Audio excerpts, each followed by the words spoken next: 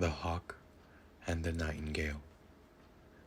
A nightingale once fell into the clutches of a hungry hawk who had been all day on the lookout for food.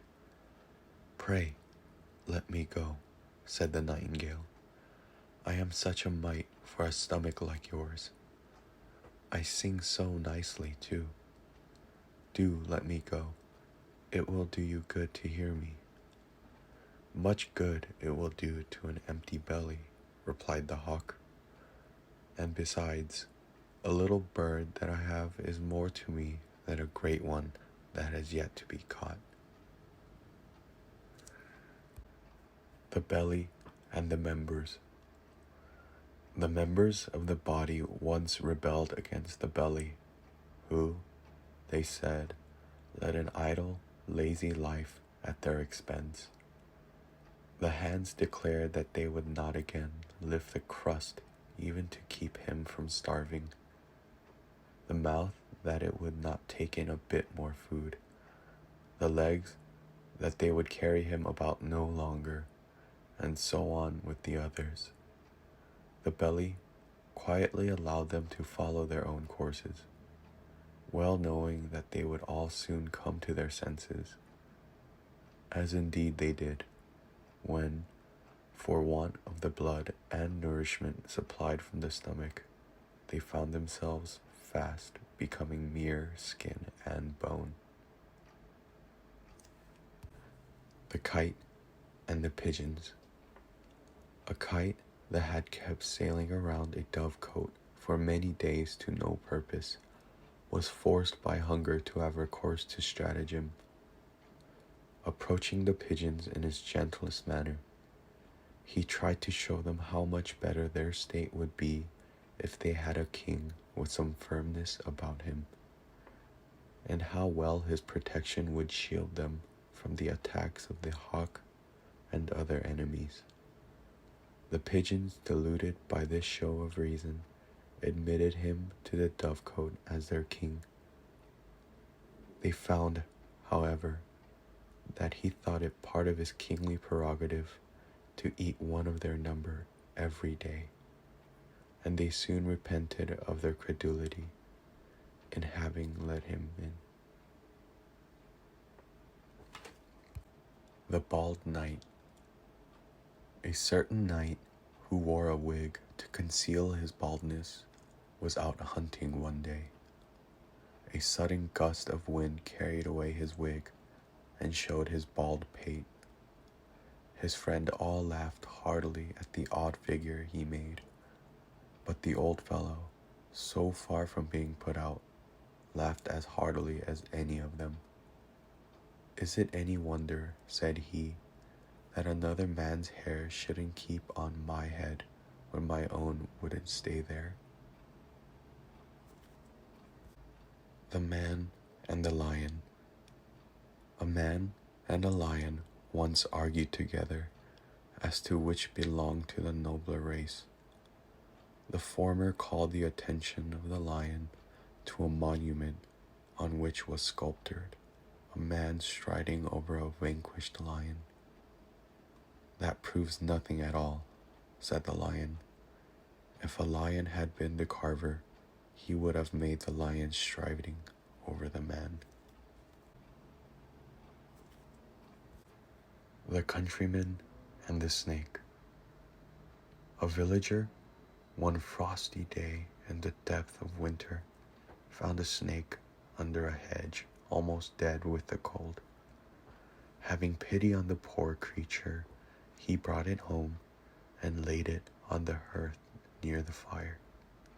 Revived by the heat, it reared itself up, and with dreadful hissings flew at the wife and children of its benefactor. The man, hearing their cries, rushed in, and with a mattock, which he brought in his hand, soon cut the snake in pieces. "Vile wretch," said he, "is this the reward you make to him who saved your life? Die as you deserve, but a single death is too good for you." The Man and His Two Wives. In a country where men could have more than one wife, a certain man, whose head was fast becoming white, had two, one a little older than himself, and one much younger. The young wife, being of a gay and lively turn, did not want people to think that she had an old man for a husband, and so used to pull out as many of his white hairs as she could. The old wife, on the other hand, did not wish to seem older than her husband, and so used to pull out the black hairs. This went on until between them both they made the poor man quite bald. The Frogs and the Fighting Bulls. A frog, one day peeping out of a lake, saw two bulls fighting at some distance off in the meadow. Calling to his companions, "My dear friends," said he, "whatever will become of us?" "Why, what are you frightened at?" asked one of the frogs. "What can their quarrels have to do with us? They are only fighting which shall be master of the herd." "True," answered the first, "and it is just that which causes my fear, for the one that is beaten will take refuge here in the marshes, and will tread us to death."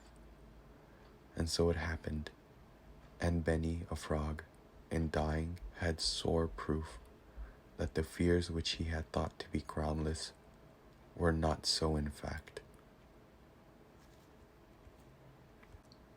The Wind and the Sun. A dispute once arose between the north wind and the sun as to which was the stronger of the two.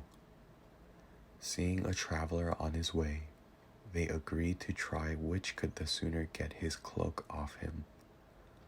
The north wind began and sent a furious blast, which, at the onset, nearly tore the cloak from its fastening. But the traveler, seizing the garment with a firm grip, held it round his body so tightly that Boreas spent his remaining force in vain. The sun, dispelling the clouds that had gathered, then darted his most sultry beams on the traveler's head. Growing faint with the heat, the man flung off his cloak and ran for protection to the nearest shade.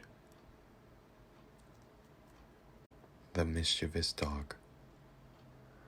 A certain man had a dog which worried so many people that he was obliged to fasten a heavy clog about his neck to stop him from such sport in future. This the stupid cur took to be a mark of an honorable distinction, and grew so vain in consequence that he turned up his nose at all the dogs he met. A sly old fellow, however, assured him that so far from having any cause to be proud of his burden, it was, on the contrary, a sure sign of disgrace